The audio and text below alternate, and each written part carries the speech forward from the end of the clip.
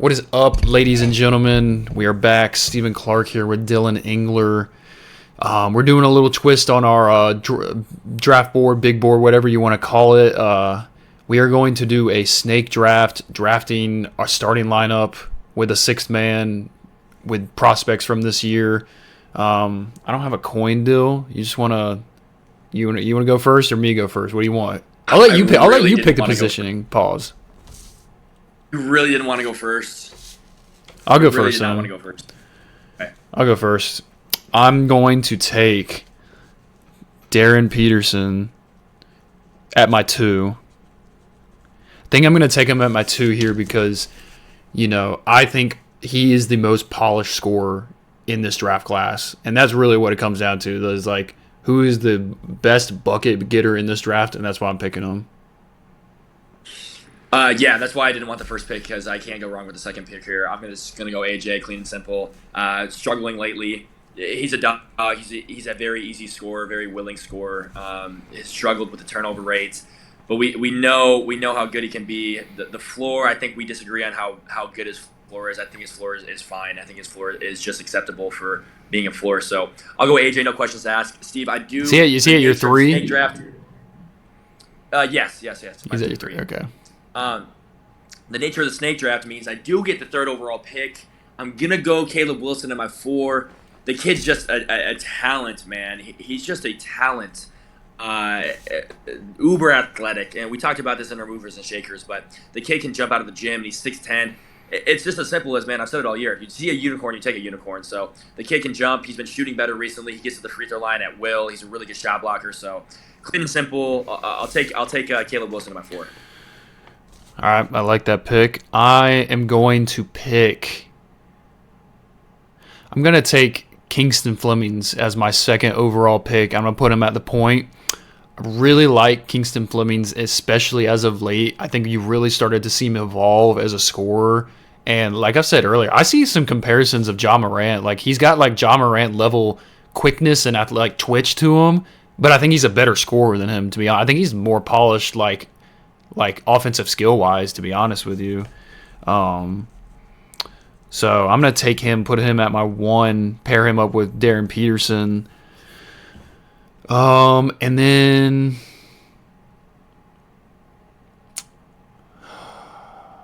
I hate that you made me do this deal, but I'm going to take I don't even know if I can do it, to be honest.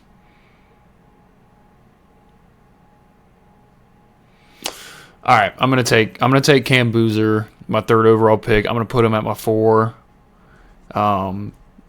Pretty, clean cut, simple. Like, dude's averaging the most points per game, leading one of the best teams. Like, sometimes it's just that simple. Sometimes you just don't got to overthink it with him. So I agree with you. Yeah, I'm gonna roll with that. Yeah, that's good. Okay, I'm in an interesting spot here. Love my first 2 guys. So you have a 1, 2, and 5, correct? 1, 2, and 4. I put Cam at the 4. Okay, so the 5's open. I should probably take a 5 if I was smart. Oh man, I mean, dude, how bad has Jaden Quayton's been this year? I don't think I can. I was just bad. looking at him, and I was like, I could take him, but I was like, I'd be crazy to take him over Cam Boozer at this point. Man, he's struggled. I guess I'll just go on my draft board. I've moved this guy up. I guess a little sneak peek for next time we do a draft board. I moved this guy up quite a bit because I think the work's been showing. I'll go Chris Senac. Not the best. The center position has to offer, I think, of all time. Like, he's definitely got holes in his game, but he can stretch the floor. He plays really hard. He's super athletic. And a Kelvin Sampson guy is just never a guy that I really hesitate with. So I'll go Chris Senac. Like I said, I don't think he's a dog. I have him projected in that 10 to 15 range coming up, but I'll go with him, and I'll put him on my 5. That leaves me with my backcourt. Oh, man. Here's the thing, Steve. I did a lot of moving and shaking in the big board, and I'm really between 2 guys here. Actually, I think there's a way for me to get them both. I think you're gonna let one of these guys drop, so I'm gonna take the other guy I don't know if you're gonna let drop. I'm gonna take Darius Acuff. really good assist rate. I'll put him on my 1. Really good assist rate. A little bit undersized. True 6'1", maybe 6'2". But the kid can shoot the ball. He can drive. He can finish at all 3 levels. Not going to overthink that stuff. He's leading a really solid Arkansas team to a good year. So not going to overthink it. The kid's a dog. And there's been arguments that he's the best Calipari guard of all time. So I don't know why I wouldn't take him there. So yeah, I'll go Acuff. I got an interesting take here to finish out my team, or my starting lineup at least. Really hope you don't take my guy. Man, this is a tough one. This is tough because like I feel like I can justify the fit in my head. Like I'm kind of going off fit here. Is that kind of what we're doing, or are we just going off like? Yeah, we're going off fit, right? Yeah, that's fine. Okay, we're going off fit here. I am going to take. I'm not going to do the order here just because like I feel like I could take either of them at either spot. I'm going to take Yaxel, put him at my 5. Wow. I'm going a stretched out lineup here. Honestly, probably could put Cam at the 5, Yaxel at the 4. But yeah, I'm putting Cam Boozer inside. I'm putting these other guys on the perimeter. I think Yaxel is a great he can play inside, he can play outside. He's like a big guard essentially. Versatile. Yeah. I think he'd fit well with my lineup, especially with Darren Peterson and Kingston Flemings, the way they can share the ball. I think he'd do great just kind of doing the little stuff for this team.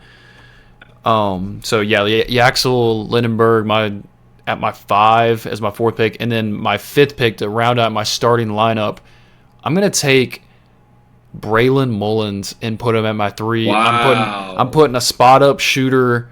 I think every team needs one. Again, I'm not saying that like he's, in my top 10 of like best players, but like I think fit wise with my team, I got a lot of ball dominant guys. I just need a guy who can spot up shoot. Like I just need a guy who can sit in the corner, come off some screens, come off some actions, let Darren Peterson, let Kingston Flemings create, let Cam Boozer operate down low, have him on the perimeter, and I'll do just fine. So yeah, Braylon Mullins at my 3.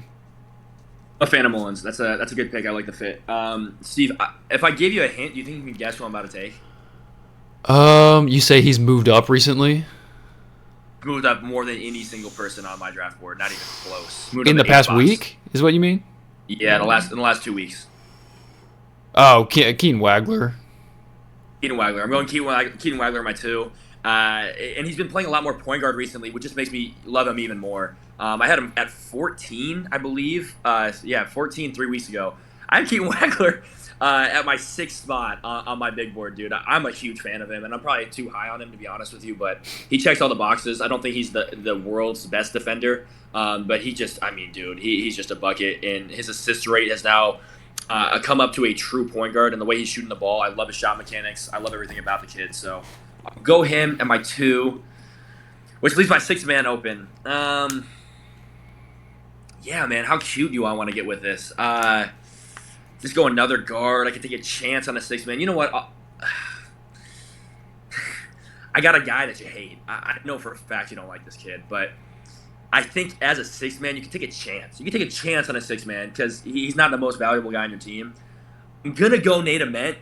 Cool. If Nate Ament goes off, he can be dangerous. I know you're not a fan of him. 6'10" sniper, has not been shooting the ball as good as we thought he was going to, but the high school stats tell another story.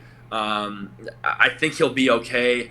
He's been playing better recently. He actually rose up a spot in my updated version. Still outside the top 10, but not a bad pick by any stretch of the imagination, in my opinion. So I'll go Nate Ament as my 6th man.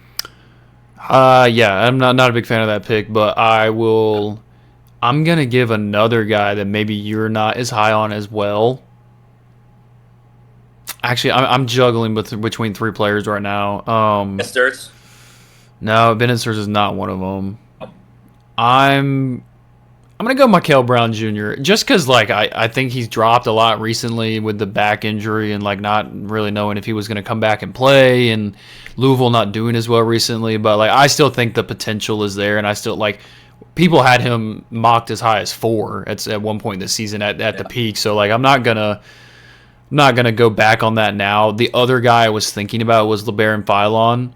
Yeah, I thought about I it. think he was also just like a guy. He would have been a great like six man coming off the bench for my Yeah. team. Yeah, I And thought even about it for I was sure. even thinking Thomas Howe, man. Like again, just kind of another guy I What about felt him? like could have plugged in, played right away. But I'm gonna take Mikael Brown Jr. Yeah. You thought about all those guys you mentioned. Steve, if you had to go a coach, well, this isn't part of the draft, just more, I guess, trivia. If you had to go to a coach, who you picking based off of just talent this year? Who's been killing it this year? My favorite coach in basketball is Kelvin Sampson, so I'm gonna go Kelvin Sampson. Yes, just off of this year, I'll go Tommy Lloyd. I mean, he's just absolutely dominating. So I'll go Tommy Lloyd there. Yeah. So yeah, that was a good little video. I like my team. We got our teams lined up. Kingston Flemings, Darren Peterson, Braylon Mullins, Cam Boozer, Yoxel, Mikael Brown off the bench. Then for Dylan, Darius Acuff, Keaton Wagler, AJ, Caleb Wilson, Chris Senack, and then who was your sixth man again? Nate Ament. Dylan, I will say, like, my opinion on your thing, like, love the Keaton Wagler pick. I think getting Keaton Wagler and Darius Acuff as your last two is definitely a steal. But man, I think you swung and missed with Chris Senack as your third overall pick.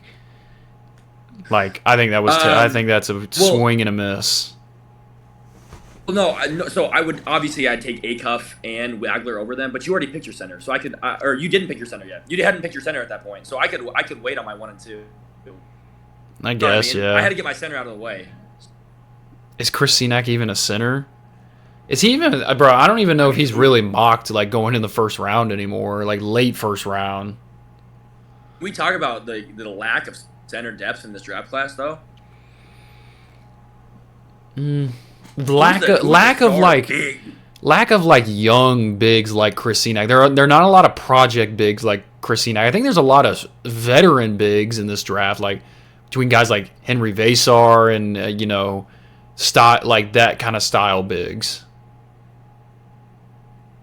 Yeah, I considered Ademara, Morez Johnson. Do you consider Steinbeck? I don't know.